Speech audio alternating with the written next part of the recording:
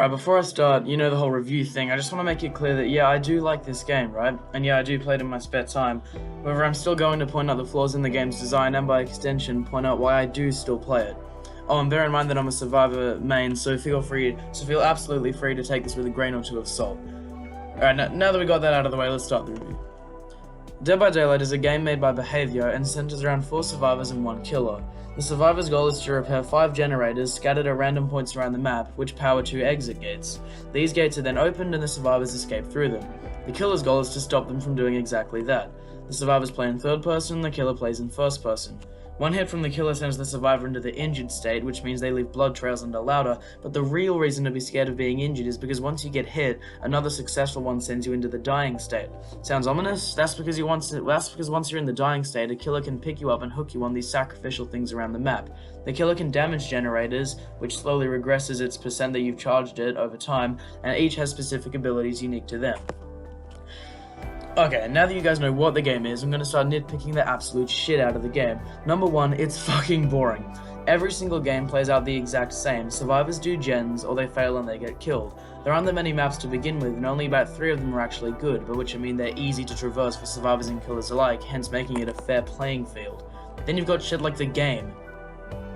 Fucking Gideon's meatpacking plant. We're not going to talk about that. My point is that the games are boring because of lack of variety. Sure, you can pick your own perks and you can pick your offerings, but that doesn't actually do shit because once you grind enough, every single survivor perk becomes teachable and you've got about 500 grey medkits stored away in your inventory, so every other survivor can use your perks and you've got useless items.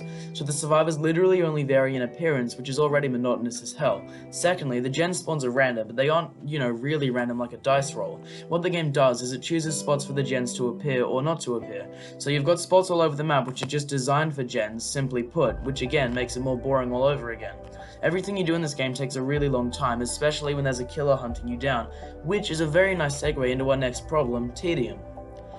Everything in this game is supposed to be quote-unquote realistic, but what this actually means is that sprinting slightly faster for 3 seconds means that you become exhausted, and you can't do that again until you stand still or walk for long enough. Generators are crazy slow, and half the perks in the game are only designed to speed that process up. It does help build tension, but at the same time, after a while you're just sitting there holding M1 or RB or whatever the fuck you use, I don't care, while you listen for a heartbeat. Using medkits, cleansing totems, they all consist of holding a button and hitting skill checks until you succeed.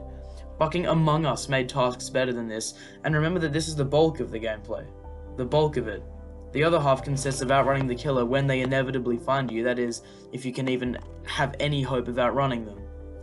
When you're in a chase, I will admit there is a variety of things you can do. You can head for pallets or for a locker, or if you're a boosted little bitch, a T-loop or an infinite. The main ways of beating killers are 360ing them and looping. So first off, the killers already run faster than you, which means you can't just run straight ahead. Every killer also has a lunge attack, which makes running straight even less desirable. You can't zigzag either because the killer has full mobility when they lunge. If the killer chases you for too long, they gain bloodlust, which makes them move even faster, so your only options are really just to run to the aforementioned locations or try for a 360. Let's start with that.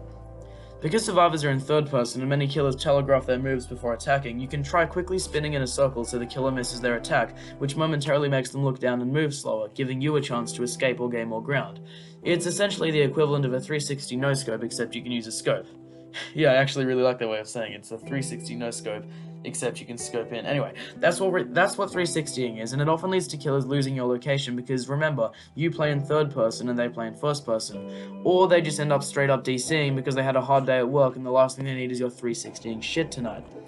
So while you run from a killer, you're always going somewhere. You're either going to a loop, a pallet, or a locker, or, a baby Dwight to distract the killer from you. Or if you have, balanced landing or life, a window vault or a fucking cliff. Once you arrive there, you gain even more ways to extend the game more. Eventually, the killer will give up or they'll hit Bloodlust 3, where they can loop the entire zone in the time it takes for you to fast-forward the goddamn window. Other killers change up chases a little, like vaulting better or slowing you down, or, one-shotting you instantly or teleporting instantly to you. Perfectly balanced, you guys. That was the basics of outrunning the killer, however your main goal is always to lose them, which is why I prefer to just mind game them and crouch in a bush or something, because it's more efficient than chases in every way, because you save time and confuse the killer. Either way, stealth is literally always preferable, and that's something a lot of survivors don't get. So, in 1,000 words, I've basically summed up everything that can fucking happen in this game. Yes, I'm aware that different killers can change the game drastically, but my problem is that the core gameplay never changes. Either way, you're running after gens, and you're holding M1 until you win. My main problem is tedium and boredom, and lately I've been preferring playing killer, honestly. Sometimes it feels like nearly all the mechanics are tailor-made for them solely. I mean, what do survivors have? What do we have? Vaulting? Bamboozle fucks that, along with teleporting, hatchets, harpoons, and fucking Legion? Don't even get me started on how many gameplay elements the Legion fucks over. Okay, what about lockers? Sure, but if you get fined by the bright red GPS route you leave behind you whenever you run, your scratch marks, you're instantly grabbed by the killer when you go inside them. Okay, what about pellets? Pellet stunnings? Oh, there are perks. Perks which reduce the duration of pellet stuns by 75%. Oh, and that's only if it's a real pellet you're placing down, and not an illusionary one, which is completely indistinguishable from real ones. So yeah, to sum up, my main problem with this game is the unrelenting tedium and the lack of variety.